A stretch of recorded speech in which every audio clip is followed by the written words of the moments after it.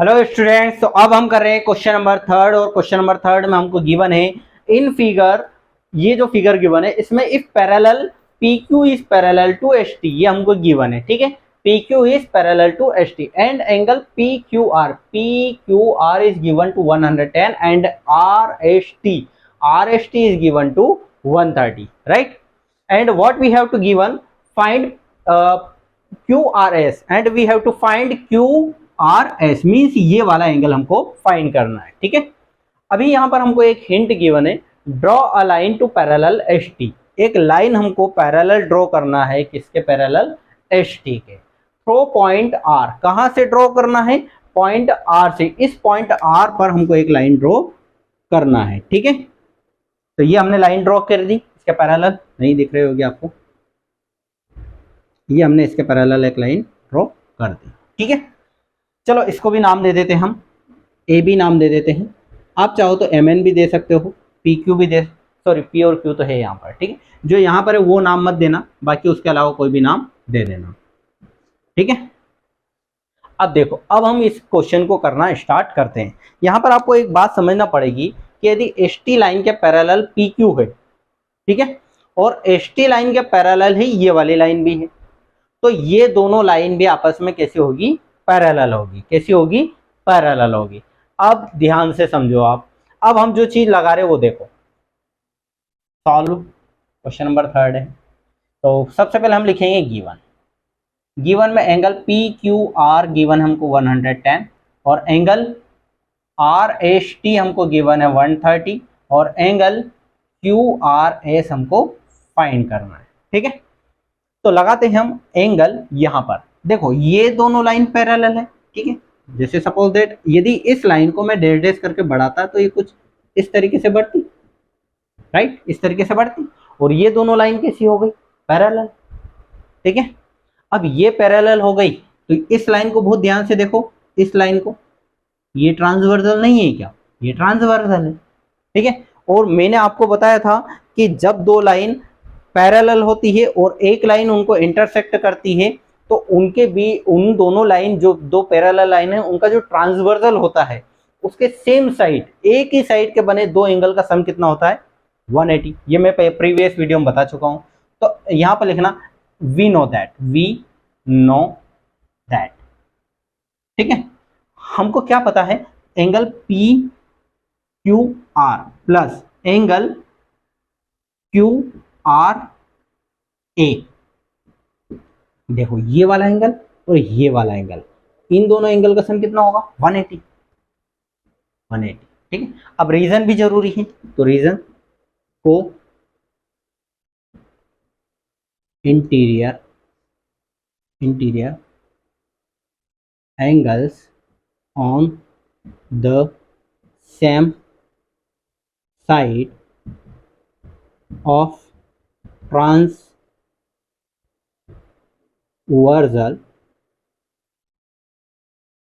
Q R.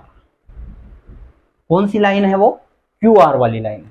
ठीक है, तो पी क्यू आर ये हमको गिवन है 110 प्लस ये वाला निकाल लो पहले, angle Q R A is equal to 180, angle Q R A is equal to 180 plus का 110 उधर गया तो बोलो माइनस का 110, angle Q R A is equal to आ जाएगा 70 डिग्री। कितना आ जाएगा? 70 डिग्री।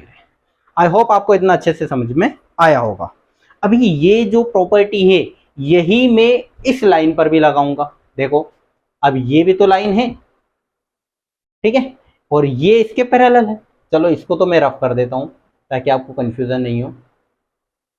ठीक है, ये लाइन हमने रफ कर दी। ठीक है, अभी इसको बढ़ाया और ये दोनों भी पैरेलल है और ये क्या हो जाएंगे आप? ट्रांसवर्सल।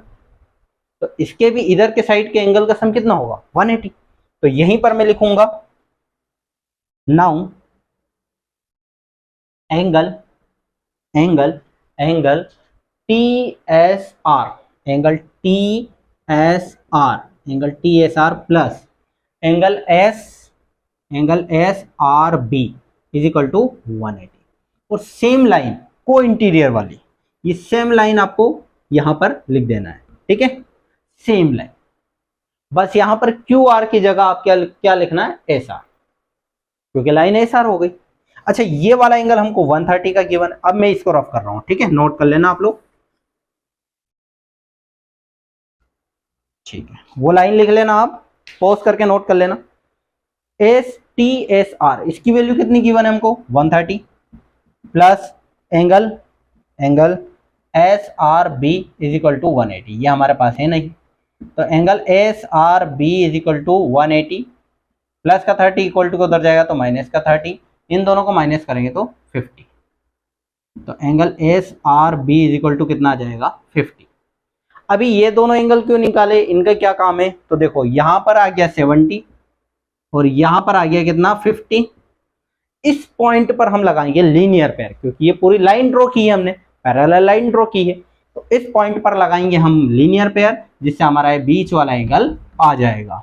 नाउ एंगल ये वाला लिख दो, एक तो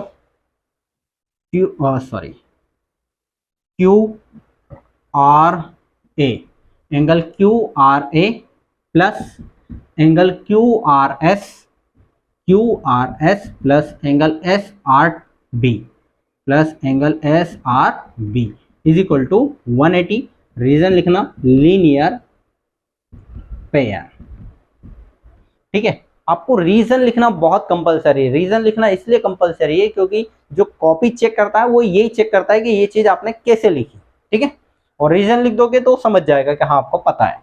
ये वाला एंगल हमारा आया था कितना, 70 प्लस ये वाला एंगल निकालना हमको क्यू आर एस प्लस ये वाला एंगल आया था हमारा 50 इज इक्वल टू 180।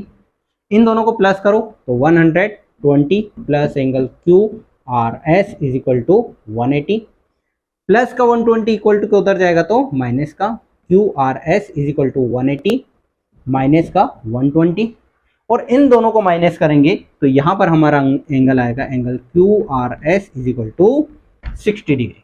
तो ये था इस पूरे क्वेश्चन का सॉल्यूशन, और आई होप आपको अच्छे से समझ में आया होगा। कुछ भी डाउट आता है आपको इस क्वेश्चन में तो मुझे कमेंट बॉक्स में कमेंट करके बताइए। वीडियो को लाइक कीजिए, चैनल को सब्सक्राइब कीजिए और इसको पोस्ट करके नोट करिए। Thank you.